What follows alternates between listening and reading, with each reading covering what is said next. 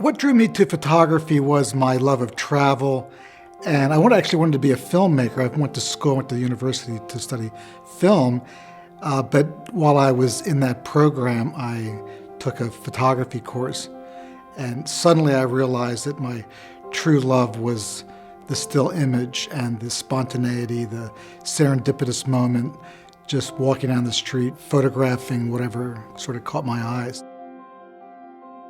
My whole life revolves around just wandering and exploring and observing people, cultures, human behavior. That's what fascinates me, that's what interests me, whether it's in New York City or in Burma or India or China. Generally, we all live in much the same way, whether we speak different languages, have different religions, different cultures, but fundamentally we have this shared humanity. Probably the most important picture of my career was photographing this young Afghan refugee girl in 1984. One of the first things I saw was this little girl in the corner of the room with these amazing, very powerful set of eyes. She was very shy. She had her hands up to her face. The teacher said, no, this is important for the world to see us. People should know how we're living, the fact that we've been driven from our country and we're living in these refugee camps. So she dropped her hands and the light was just perfect on her face. I suddenly realized that this was the picture, the only picture I really wanted to take in this situation.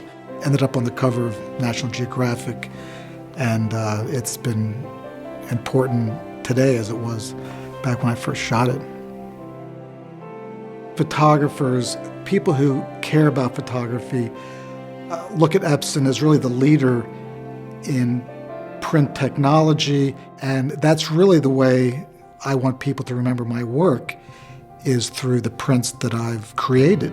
I would say it's almost similar to a book or a novel that's well crafted. It's something that you want to touch and feel. The most important part of my archive today is the photographic print. Although I have hundreds of thousands of transparencies and digital files, the core of my legacy, I would say, is really in the prints. We all want our work to be around forever. There's no better way to preserve your legacy than as a photographic print on a piece of paper.